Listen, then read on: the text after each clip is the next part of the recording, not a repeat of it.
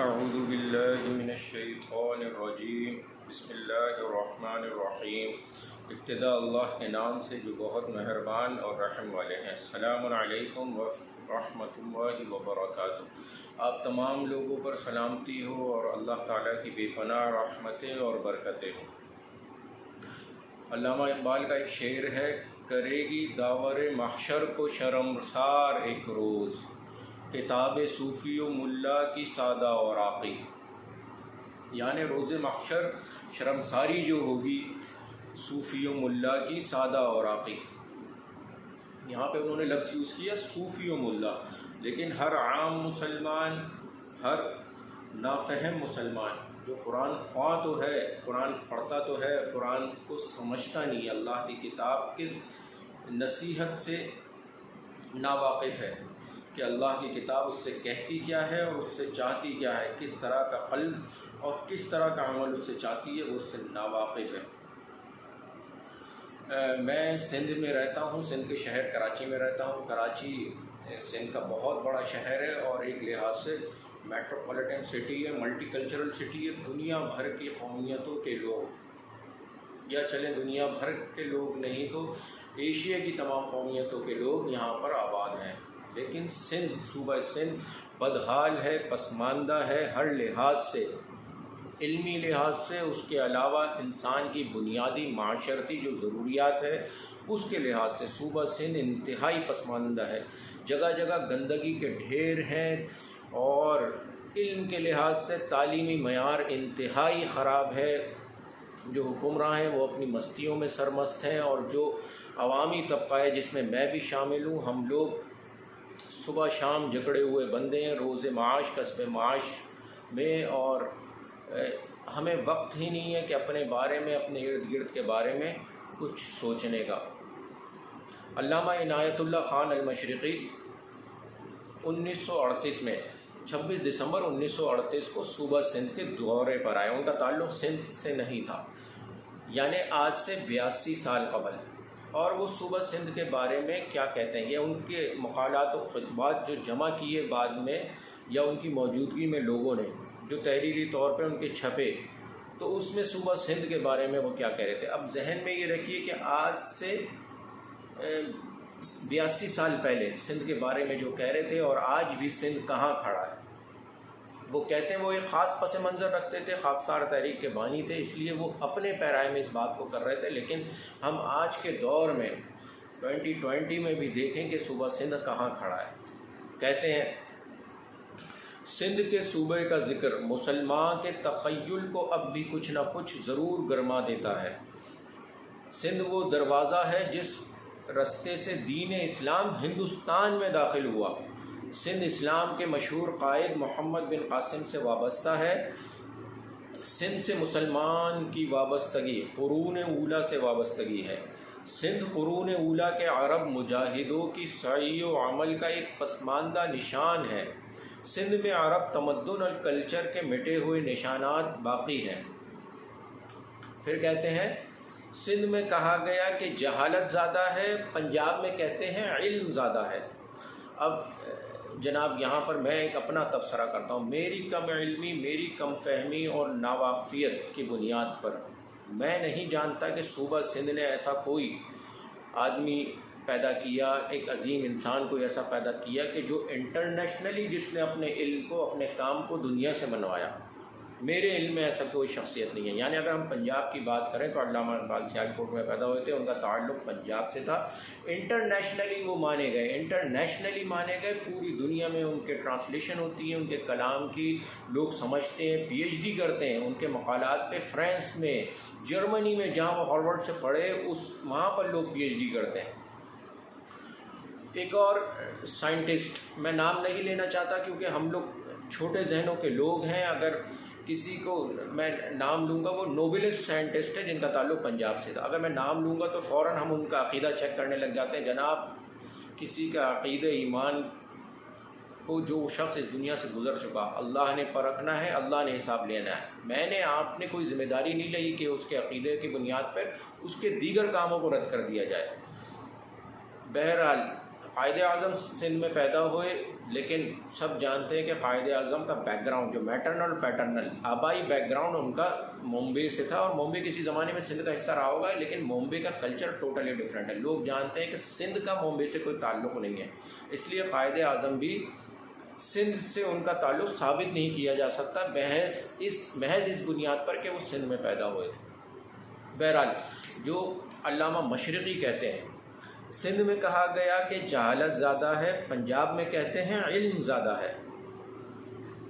انگریزی معنوں میں جاہل اور پسماندہ شخص کے اندر ایمان، صحیح علم اور آزادی کا عظیم الشان نور ہے جو انگریز کے ایجاد کیے ہوئے کئی برقی قمقموں کو مات کر دیتا ہے. انگریزی معنوں میں عالم اور ایجوکیٹڈ شخص خوف، بزدلی، مصلحت اندیشی اور غلامی کا مجسمہ ہے. اس کا علم کتاب کے حجاب اکبر تک محدود ہے، اس سے آگے اس کو کچھ نہیں سوجھتا. اس کی آنکھ حرفوں اور لفظوں کے مردہ ڈھانچوں کے سوا کچھ نہیں دیکھ سکتی. وہ منطق اور مصلحت کے گورکھ دھندے میں پھنسا ہے، اور جتنا سلجھنے کی سعی کرتا ہے اور پھنس جاتا ہے.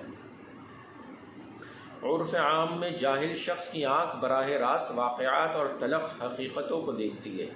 کان بلا واسطہ دنیا کا شور و غوغائے قیامت سنتے ہیں. کان، آنکھ اور اس کا سیدھا سادہ غیر منطقی دماغ واقعات کی موٹی سی جانچ پڑتال کرتے ہیں اور جھٹ صحیح نتائج تک پہنچ جاتے ہیں.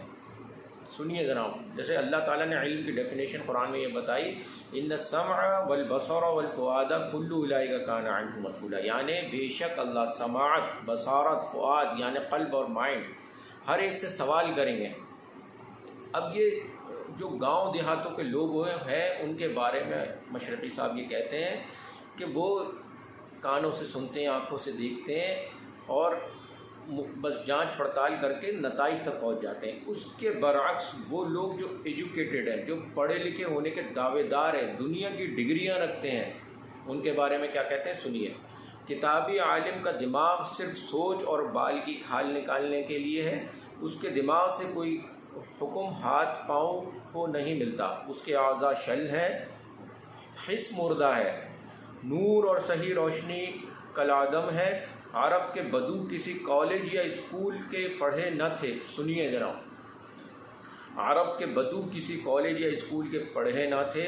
جب ان کے پاس سادہ اور آسمانی لفظوں میں قرآن آیا اور حقیقت کھل گئی، وہ پابہ رکاب ہو گئے، تمام دنیا کو فتح کر لیا، کوس لمن الملک بجا دیا، درجنوں مہذب، منور اور مشرقی سلطنتیں زیر و زبر کر لیں.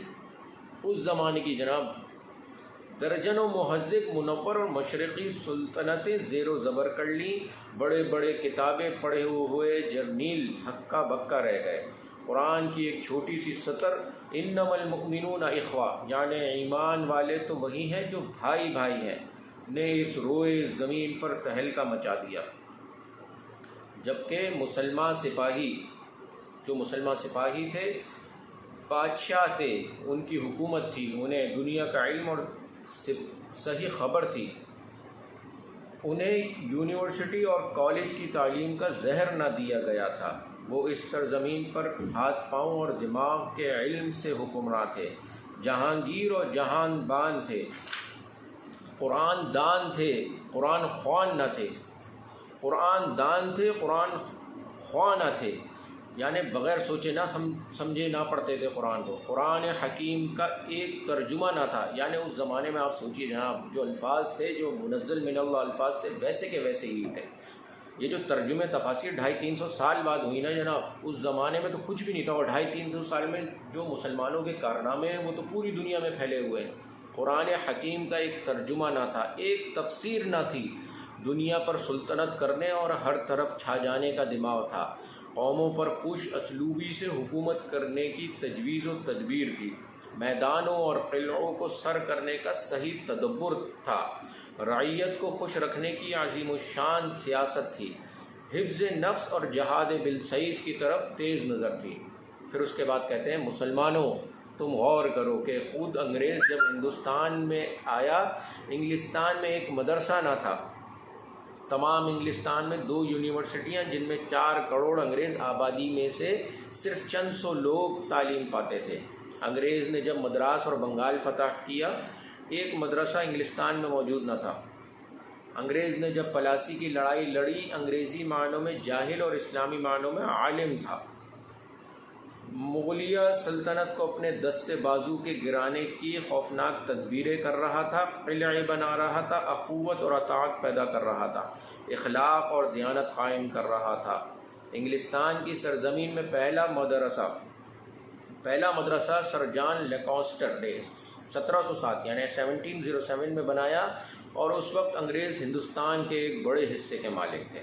یعنی علامہ مشرقی یہ کہنا چاہتے ہیں کہ وہ باعمل لوگ تھے، موٹی موٹی کتابیں پڑھ کے اپنے نفس کو موٹا نہیں کر رہے تھے۔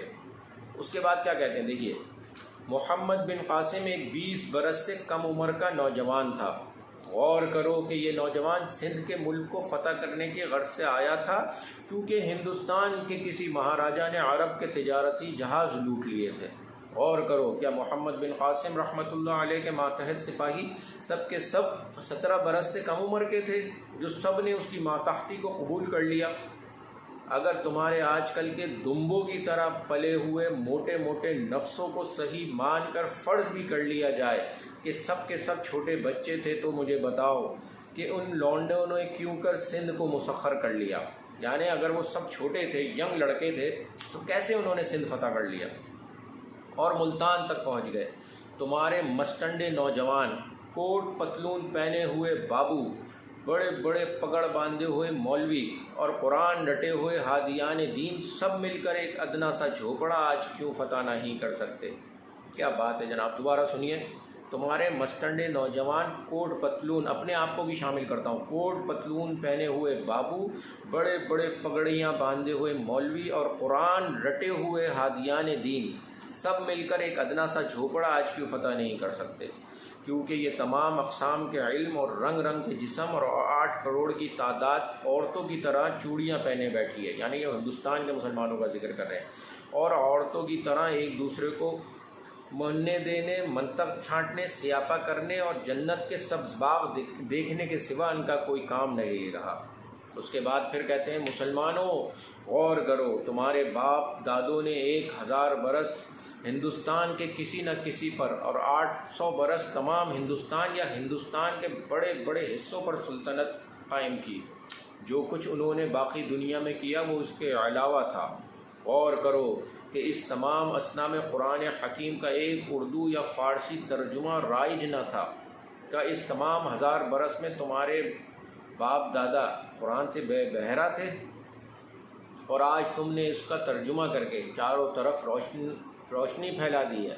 کہ آج تمہاری تفسیروں، بحثوں، مناظروں اور مذہب پر بے معنی تنقیدوں کا نتیجہ یہ نہیں ہوا کہ قرآن تم سے مکمل طور پر اوجھل ہو گیا ہے؟ تم نے قرآن سے عظیم الشان فریب کر کے خدا کے قانون کو پس پشت ڈال دیا ہے، اور تمہارے گرد اگر کئی قومیں اس قرآن کو نہ پڑھنے اور قرآن کو رسماً نہ ماننے کے باوجود قرآن حکیم کے دستور العمل سے وہ عظیم الشان باتیں اخذ کیے بیٹھی ہیں کہ تم ان کے قرآن پر چلنے کا اجر اپنی انگلیاں غصے اور رنج میں کاٹ کاٹ کر دیکھ رہے ہو۔ مسلمانوں، علم اور جہالت کی نسبت بے مغز کتابوں، لاطائل ادب، شعر و شاعری، مرثیہ خوانی اور نوحہ نویسی بیکار قائدوں کی ہائے وائے کی مقدار میں ہرگز نہیں۔ صحیح علم وہاں ہے جہاں عمل ہے، خواہ ان عمل والوں نے ایک کتاب بھی پڑھی نہ ہو۔ علم و مغز وہیں ہے، تمہارے پاس قرآن کا صرف چھلکا ہے، قوموں کے پاس اس کا مغز موجود ہے۔ یاد رکھو، بادام کے چھلکے کو رگڑ رگڑ کر تم دماغ کی بیماری کا علاج نہیں کر سکتے۔ بادام کا چھلکا بھی بادام نظر آتا ہے، اس کی شکل و صورت بھی وہی ہے جو بادام کی ہے، مگر مغز بادام کچھ اور خاصیت رکھتا ہے اور چھلکا کچھ اور۔ اس کو سمجھنے کے لیے کسی بڑے دماغ کی ضرورت نہیں۔